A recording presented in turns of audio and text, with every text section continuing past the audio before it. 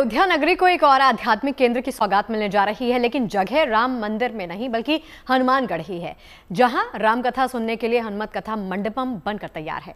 आज मुख्यमंत्री योगी आदित्यनाथ ने हनुमत कथा मंडपम का लोकार्पण किया और उम्मीद जताई कि हनुमानगढ़ी में बनाया गया हनुमत कथा मंडपम देश दुनिया तक अयोध्या की सांस्कृतिक और धार्मिक परंपरा को बढ़ाने का काम करेगा।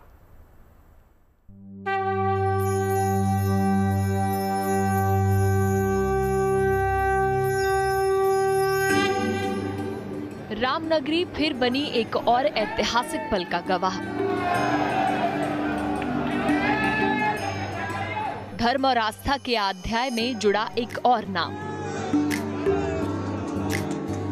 राम हनुमान की कथा प्रेमियों को मिली हनुमत कथा मंडपम की सौगात।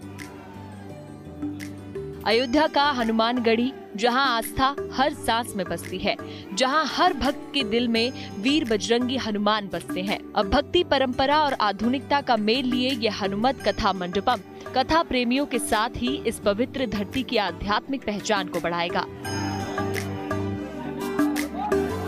हनुमत कथा मंडपम के लोकार्पण कार्यक्रम में वैसे तो हनुमानगढ़ी से जुड़े लोग मौजूद रहे, बल्कि खासतौर से मुख्यमंत्री योगी आदित्यनाथ भी इस विशेष लोकार्पण कार्यक्रम का हिस्सा बने, जिनकी मौजूदगी ने सभी हनुमान भक्तों को उत्साह से भर दिया।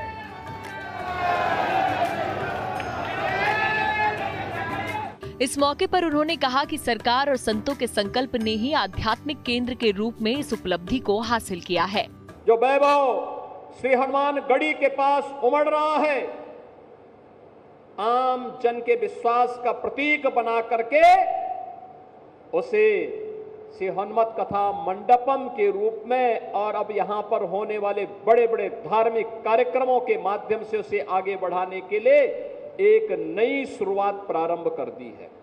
ये परिवर्तन है और इस परिवर्तन का साक्षी बनने के लिए इस नए अयोध्या में श्री राम जन्मभूमि के पावन धाम में श्री हनुमानगढ़ी भी इस परिवर्तन का हिस्सा बन करके श्री हनुमत कथा मंडपम के इस भव्य स्वरूप के साथ आज यहाँ पर आया है। मैं गद्दी नसीम जी का, सभी पट्टियों के पूज्य महंतों का, सभी पूज्य संतों नागाओं का इसके लिए हृदय से अभिनंदन करता हूँ, आपको बधाई देता हूँ। रामनगरी की करीब 52 बीघा भूमि पर फैला है हनुमानगढ़ी परिसर, जिसमें बना ये हनुमत कथा मंडपम अब उस कमी को पाटेगा जिसमें जगह की कमी के कारण श्रद्धालु यहाँ आयोजित होने वाली रामकथा में शामिल नहीं हो पाए थे। जाहिर है हनुमत कथा मंडपम महज एक भवन नहीं बल्कि एक दिव्य परंपरा का विस्तार है, जहाँ से रोजाना रामकथा की दिव्य ध्वनि गूंजेगी। ये हनुमत कथा मंडपम में करीब 5000 लोगों की बैठने की व्यवस्था है। एक साथ 5000 लोग, इन 5-6 मंडलों में ऐसी इतनी बड़ी हाल की व्यवस्था नहीं कही जितनी बड़ी हनुमानगढ़ी कर रहा है। फिलहाल नए राम मंदिर के बाद देसी विदेशी श्रद्धालुओं को अयोध्या के हनुमानगढ़ी में हनुमत कथा मंडपम की एक नई सौगात है, जो अयोध्या के एक और आध्यात्मिक पहलू को देश दुनिया तक पहुंचाने के लिए तैयार है। अयोध्या से मयंक शुक्ला के साथ bureau report, good news today. तो अयोध्या के नवनिर्मित श्री राम मंदिर में रामनवमी पर रामलला का सूर्य तिलक आपने जरूर देखा होगा। अब हम आपको दिखाते हैं वैसा ही सूर्य तिलक जो गांधीनगर में श्री महावीर स्वामी की प्रतिमा पर हुआ। श्री महावीर स्वामी को किए जाने वाले इस सूर्य तिलक की क्या मान्यता है? हर साल इस दिन ठीक 2:07 पर ही उनको सूर्य तिलक क्यों होता है? इसकी वजह भी बेहद खास है, जानिए।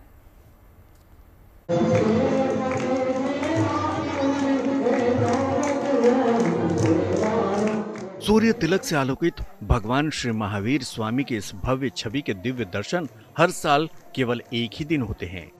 हर साल 22 मई को गांधीनगर के कोबा में स्थित श्री महावीर आराधना केंद्र में स्थापित श्री महावीर स्वामी की प्रतिमा के ललाट पर दिन में 2:07 पर जब सूर्यदेव की रश्मियां तिलक करती हैं, तो माहौल देखने लायक होता है।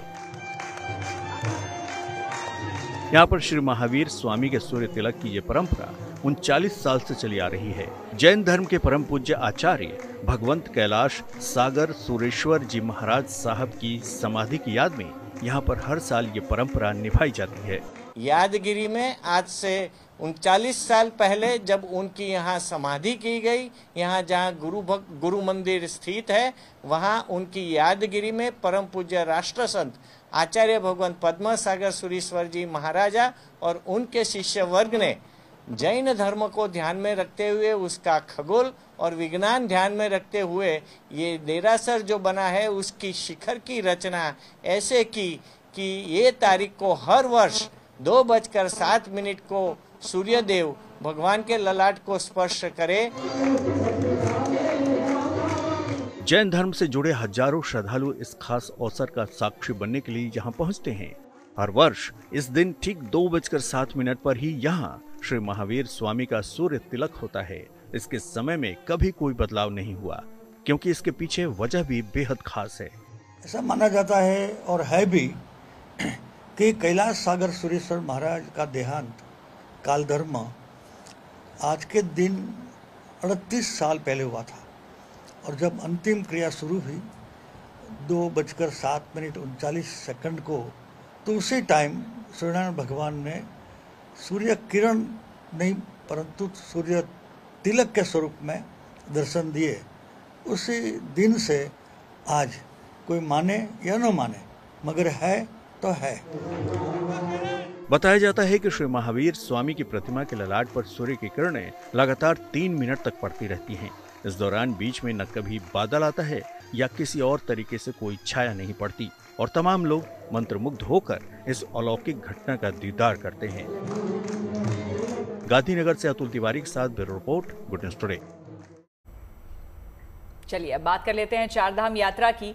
ये एक ऐसी यात्रा है जिसे हर कोई करना चाहता है। जी हाँ, आपको बता दें धार्मिक रूप से तो इसका अपना खास महत्व है ही, साथ ही प्राकृतिक आनंद लेने के लिए भी इसे बड़ा माध्यम कहा जाए तो शायद गलत नहीं होगा। देखिए, बात में दम है, और हाँ, चारधाम की यात्रा को लेकर लोगों में उत्साह भी खूब देखा जा रहा है। यही कारण है कि 30 अप्रैल से शुरू हुई इस यात्रा का आंकड़ा 12 लाख तक पहुंच गया है। बाबा केदार के दर्शन के लिए सोनप्रयाग में भक्तों का तांता लगा हुआ है।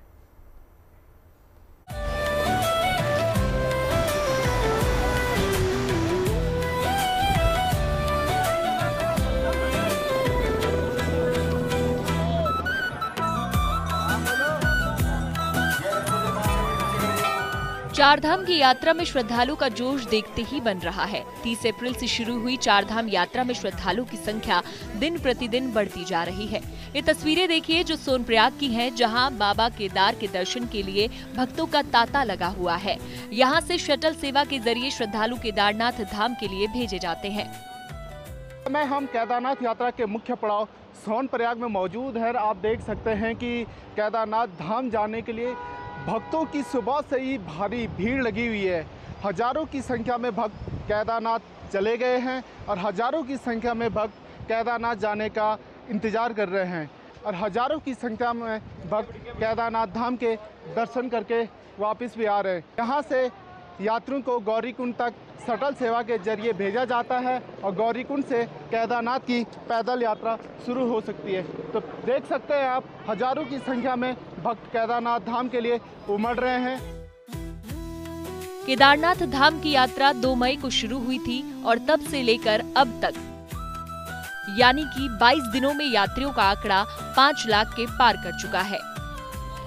और इसी तरह हर दिन केदारनाथ धाम जाने वाले श्रद्धालुओं की भीड़ सोनप्रयाग में उमड़ रही है, जिनका उत्साह देखते ही बनता है। कहाँ से आए? हरियाणा से। कैसा लगा आपको यहाँ? बहुत अच्छा लगा, बहुत अच्छा, बहुत अच्छा। व्यवस्था ठीक लग रही है? बहुत अच्छी लग रही है। कितनी देर आप लाइन में रहे? में आधा घंटा हो गया। आधा घंटा। ज्यादा दिक्कत नहीं हुई? दिक्कत तो नहीं हुई। केदारनाथ धाम जाने वाले श्रद्धालु व्यवस्थाओं को लेकर भी संतुष्टि जता रहे हैं। केदारनाथ धाम के अलावा बद्रीनाथ धाम, गंगोत्री और यमुनोत्री में भी श्रद्धालु उमड़ रहे हैं।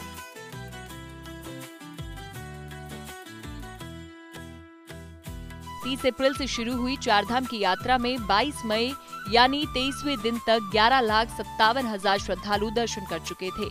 2 मई से शुरू हुई केदारनाथ धाम यात्रा में 22 मई तक यात्रियों का आंकड़ा 4,53,000 से अधिक था, तो 4 मई से शुरू हुई बद्रीनाथ धाम यात्रा में 22 मई तक यात्रियों का आंकड़ा 2,95,000 पार पहुंच चुका था। वहीं 30 अप्रैल से शुरू हुई गंगोत्री यात्रा में 22 मई तक 1,96,000 श्रद्धालु पहुंचे, तो यमुनोत्री पहुंचने वाले यात्रियों की संख्या 2,11,000 तक पहुंच गई। चारधाम यात्रा में बड़ी संख्या में वाहन भी जा रहे हैं। 22 मई तक यात्रा मार्गों पर 1,88,000 वाहन पंजीकृत किए गए। यात्रियों और वाहनों का ये आंकड़ा साफ बता रहा है कि चारधाम यात्रा को लेकर श्रद्धालुओं में कितना जोश है। सोनप्रयाग से प्रवीण सेमवाल और देहरादून से अंकित शर्मा के साथ bureau report, good news today. Shirdi में साईं बाबा के दरबार में तमाम भक्त काफी महंगे चढ़ावे चढ़ाते हैं, जिनकी जानकारी मंदिर ट्रस्ट को रहती है। लेकिन अब मंदिर परिसर में एक लावारिस सोने की बेशकीमती घड़ी मिली है। अब दरअसल साईं के दरबार में मिली इस लावारिस घड़ी को लेकर ये उलझन है कि ये किसी का गुप्त दान है या कोई गुम हुआ सामान है। शिरडी वाले साईं बाबा के दरबार में यूं तो तमाम भक्त अक्सर लाखों करोड़ों रुपए के चढ़ावे चढ़ाते हैं, जिनका बकायदा हिसाब किताब रहता है। तो कई बार कुछ भक्त यहाँ गुप्त दान भी करते हैं और उनकी इच्छा से उनके नाम उजागर नहीं किए जाते। लेकिन इस मंदिर में अब सुरक्षा कर्मियों को या खालिस सोने की शानदार घड़ी मिली है, जो दान है या किसी का गुम हुआ सामान। इसको लेकर सभी लोग उलझन में है। यह घड़ी द्वारका माई मंदिर में बाघ की प्रतिमा के पास रखी पाई गई। इसमें बेशकीमती माणिक जड़े हैं और ब्रिटेन की रानी विक्टोरिया की तस्वीर अंकित है। घड़ी की कीमत 2 लाख रुपए आंकी गई है। चूँकि यह स्पष्ट नहीं है कि इस घड़ी को कोई यहाँ दान के रूप में जानबूझकर छोड़ गया या गलती से यह यहाँ पर छूट गई, इसीलिए मंदिर ट्रस्ट की ओर से अब इसके मालिक की तलाश की जा रही है, ताकि उसकी ये घड़ी उसे सही सलामत वापस दी जा सके। बाबा के दर्शन करते समय दर्शन लाइन में कई भक्तों के जो मूल्यवान चीजें जो है वो गुम हो जाते हैं। उसमें उनके नगद रकम रहती है, सोने के गहने रहते हैं, पर्स रहते हैं। ऐसे जो मूल्यवान चीजें जो है जब हमारे सुरक्षा कर्मचारी संस्थान का स्टाफ जो है उनको मिलती है तो वो संरक्षण कार्यालय जो है उसमें वो जमा करते हैं और उस भक्त की चौकसी करके वो भक्त को जो है वो मूल्यवान चीजें जो है वो वापस करते हैं। मंदिर ट्रस्ट का कहना है कि पिछले ही साल लगभग 20 लाख रुपए की मूल्यवान चीजें उनके मालिकों को वापस दी गई, जो किसी वजह से मंदिर परिसर में गुम हो गई थी। लिहाजा मंदिर ट्रस्ट इस घड़ी को दान की सामग्री मानने को तैयार नहीं है और इसके मालिक की तलाश की जा रही है, ताकि उसकी अमानत उसे वापस की जा सके। Nitin Mirane, Shirdi, good news today.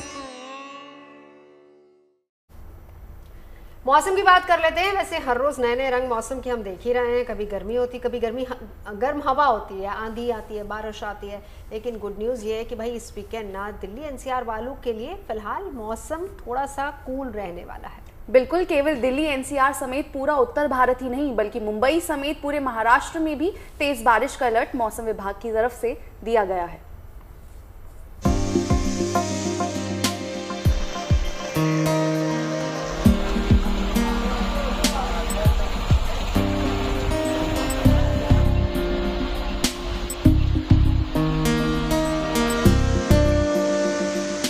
मई के महीने में गर्मी जरूर है, लेकिन जिस तरह से दिल्ली समेत उत्तर भारत के कई क्षेत्रों में एक दो दिन के अंतराल में जोरदार आंधी और बारिश का आना जाना लगा हुआ है, तो कभी गर्मी से राहत तो कभी गर्मी से आफत लोग महसूस कर रहे हैं।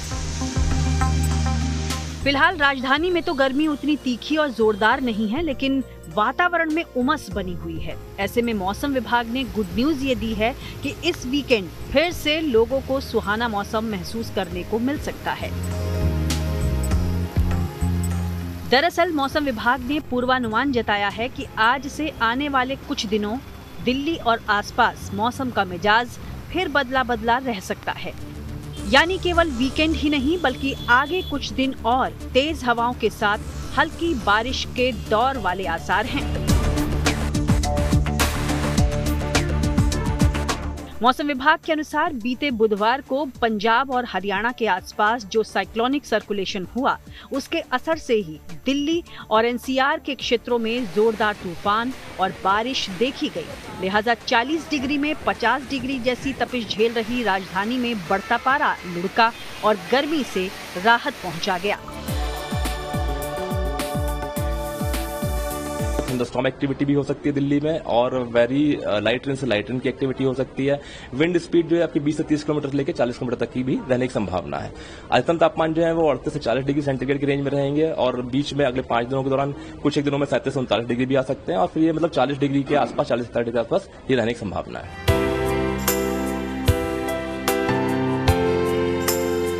उधर पहाड़ों पर भी आने वाले दिनों में बारिश का सिलसिला रहेगा। खासकर हिमाचल प्रदेश के कई भागों में 28 मई तक बारिश के आसार मौसम विभाग ने जताए हैं।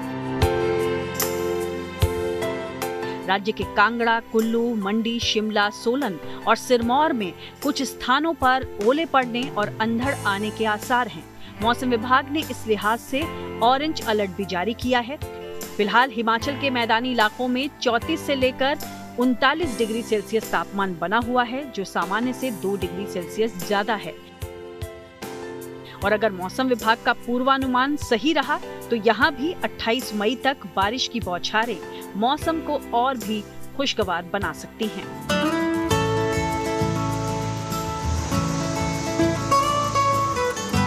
उधर मौसम विभाग ने पिछले दिनों जबरदस्त गर्मी झेल रही मुंबई को भी राहत का संदेश दिया है। दरअसल अरब सागर में बने दबाव की वजह से मुंबई से लेकर गोवा समेत आसपास के इलाकों में तेज बारिश के संकेत मिल रहे हैं।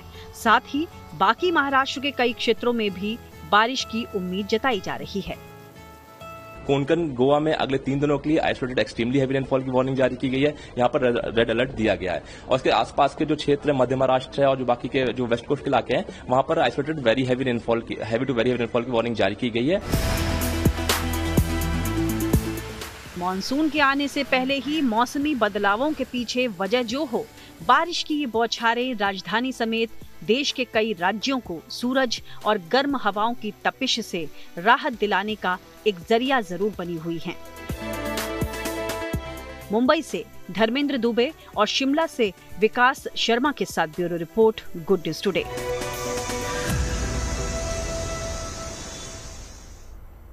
देखिए, बारिश से जुड़ी खबरें तो आपने देख ली, लेकिन मौसम दरअसल ऊट पटांगा बना हुआ है। आसमान की तरफ आप देखो तो ऐसा लगता है कि कोई पहेली है, क्योंकि दिन में तेज धूप से सामना होता है और शाम होते होते बादल घिर आते हैं, जबकि रात को आंधी तूफान लोगों के दिलों की धड़कन बढ़ा देता है। लेकिन क्या आपको पता है कि तेज हवा और बारिश ने दिल्ली से पॉल्यूशन की छुट्टी कर दी है? देखिए, ये सच है कि पॉल्यूशन सामान्य स्तर तक पहुंच गया है और आगे आने वाले कुछ दिन भी इस कैटेगरी में रहने वाला है। इस बीच पॉल्यूशन को मात देने के लिए दिल्ली सरकार ने कमर कस ली है, जिसके तहत 1 जुलाई से उन डीजल और पेट्रोल गाड़ियों को तेल नहीं मिलेगा जिनकी उम्र पूरी हो चुकी है।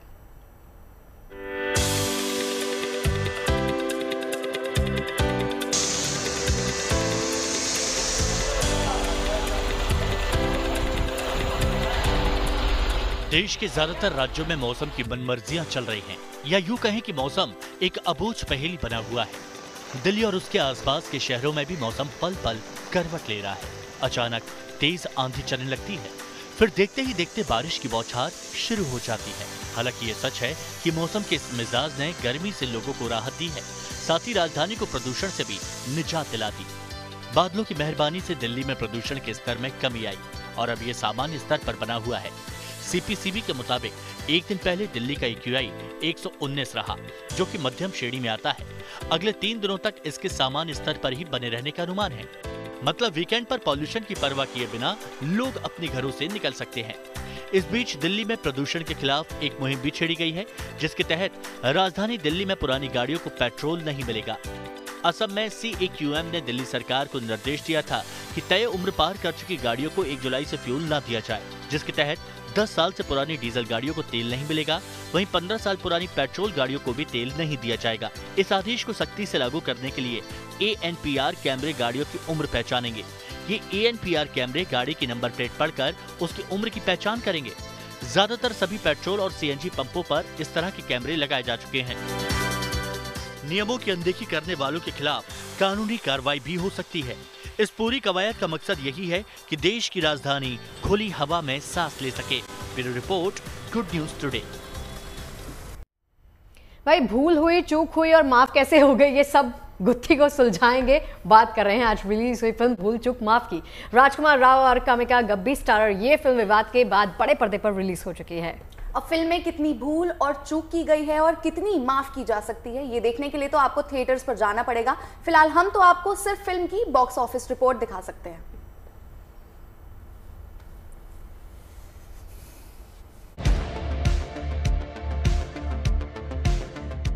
फाइनली राजकुमार राव और वामिका गब्बी की फिल्म भूल चूक माफ सिनेमाघरों में रिलीज हो गई। फिल्म के ट्रेलर दर्शकों का ध्यान अपनी ओर खींचने में कामयाब रहे थे। अब देखना होगा कि फिल्म दर्शकों को सिनेमाघर तक खींचने में कितनी कामयाब रहती है। बताया जा रहा है कि फिल्म की कहानी दिलचस्प है और आखिर तक बांधे रखती है। भूल चूक माफ में राजकुमार राव के साथ वामिका गब्बी की जोड़ी दर्शकों को पसंद आ रही है। बनारस में सेट की गई फिल्म की कहानी राजकुमार राव के किरदार रंजन तिवारी के इर्द गिर्द घूमती है। यानी इस बार भी राजकुमार भूल चूक माफ में हमें एक मजेदार सफर पर ले जाते हैं। ये टाइम लूप थीम पर आधारित फिल्म है, जिसमें रंजन और तितली की शादी होने वाली है, लेकिन हल्दी के बाद उनकी शादी का दिन कभी आता ही नहीं है। मतलब फिल्म की कहानी में कॉमेडी और ड्रामा जबरदस्त तड़का लगाएगा।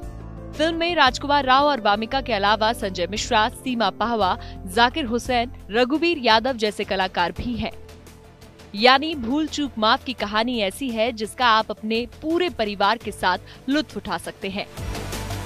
Bureau report, good news today. और बात missile man doctor APJ Abdul Kalam पर बन रही फिल्म की कर लेते हैं। देश के 11वें राष्ट्रपति अब्दुल कलाम की बायोपिक में डॉक्टर कलाम की भूमिका निभा रहे साउथ के सुपरस्टार धनुष, फिल्म का पोस्टर जारी कर दिया गया है। और ये फिल्म सिर्फ एक बायोपिक नहीं है, बल्कि ड्रीम से डेस्टिनी तक के उस सफर की कहानी होगी जिसने एक साधारण बच्चे को राष्ट्र का सबसे आदर्श नेता बना दिया।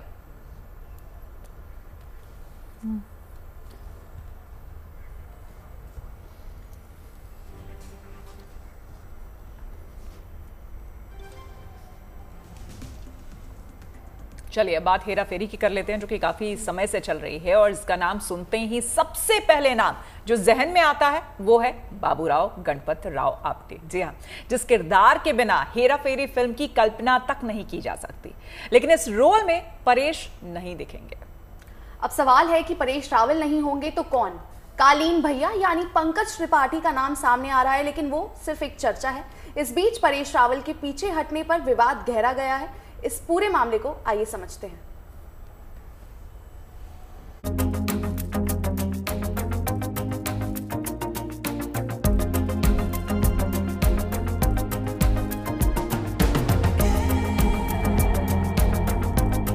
बाबूराव गणपत राव आपटे, एक ऐसा नाम जिसके बिना हेरा फेरी फिल्म अधूरी है। बाबू भैया, एक ऐसा नाम जो कभी भी कहीं भी किसी भी हालात में किसी के भी चेहरे पर मुस्कुराहट ला सकता है। ये सिर्फ एक किरदार नहीं है, बाबू भैया जीवंत हैं। बाबू भैया फिल्मों में कब लोगों की असल जिंदगी में शामिल हो गए, इसका अंदाजा भी नहीं लगा। हमारे आपके हर किसी के आसपास हर वक्त मौजूद हैं बाबू भैया। इंसानों से लेकर सोशल मीडिया तक में हम इस किरदार को ढूंढते हैं। सियासत हो, प्यार मोहब्बत हो, हंसी मजाक हो, हर जगह छाए रहते हैं बाबू भैया। पर आज इसी बाबू भैया पर संकट छाया है। जिस इंसान ने इस किरदार को अमर बना दिया, वो इसकी परछाई से पीछा छुड़ाना चाहता है। एक इंटरव्यू के दौरान उन्होंने कहा था कि बाबू भैया का किरदार गले का फंदा बन गया था। मैं 2007 में विशाल भारद्वाज के पास गया था। उनसे कहा था, विशाल भाई मुझे बाबू भैया की इमेज से छुटकारा चाहिए, वो आप करके दे सकते हो? क्योंकि जो भी आता है उसके दिमाग में हेरा फेरी ही हेरा फेरी रहता है। मैं एक्टर हूँ, मुझे इस दलदल में फंसना नहीं है।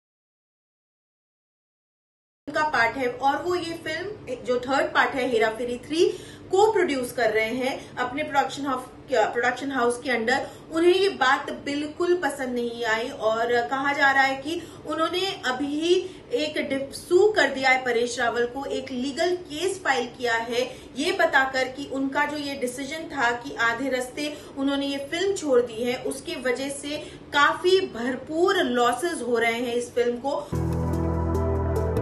हालांकि इस पूरे मामले पर परेश रावल ने भी अपना पक्ष रखा है। उन्होंने सोशल मीडिया पर एक पोस्ट शेयर करते हुए कहा था, मैं ये साफ तौर पर कहना चाहता हूँ कि हेरा फेरी 3 से पीछे हटने का मेरा फैसला किसी भी तरह के रचनात्मक मतभेद की वजह से नहीं था। मैं दोहराना चाहता हूँ कि फिल्म के निर्देशक के साथ मेरा कोई क्रिएटिव डिसएग्रीमेंट नहीं है। मैं प्रियदर्शन जी के लिए गहरा सम्मान, स्नेह और विश्वास रखता हूँ कि कहीं ना कहीं पैसे जो है वो इसका सब कारण, इसका सेंटर पॉइंट है इस कंट्रोवर्सी का। परेश रावल ने 25 करोड़ रुपए डिमांड किए मेकर्स से इस फिल्म के लिए। उन्हें पता है कि बाबू भैया का जो किरदार है वो बहुत पॉपुलर है और कहीं ना कहीं हेरा फेरी की जो ये फ्रेंचाइज है वो उनके किरदार के बिना नहीं चल सकती और इसके लिए उन्होंने एक फी हाइक मांगा जो कि बीच रास्ते, जो कि उनकी शूट स्टार्ट हो चुकी थी, कॉन्ट्रैक्ट साइन हो चुका था, सब कुछ अप्रूवल था, बट परेश ने जाकर वापस बात की मेकर्स से कि मुझे और पैसे चाहिए, मुझे 25 करोड़ रुपए चाहिए और सूत्रों की माने तो ये मेकर्स के लिए एक्सेप्टेबल नहीं था। परेश रावल ने ये तो बताया कि फिल्म छोड़ने के लिए कौन कौन सी वजह नहीं है, पर ये नहीं बताया कि असल वजह क्या है। ऐसे में कयासों का बाजार गर्म है और कयास कंफ्यूजन पैदा करते हैं। कंफ्यूजन से विवाद होंगे और विवादों का फिल्म पर सीधा असर पड़ेगा। इसलिए फैंस तो यही चाहेंगे कि जल्द से जल्द बाबू भैया पर सस्पेंस खत्म हो, परेश रावल इस किरदार में वापसी करें और वही चमत्कार एक बार फिर बड़े पर्दे पर दिखे। Bureau report, good news today.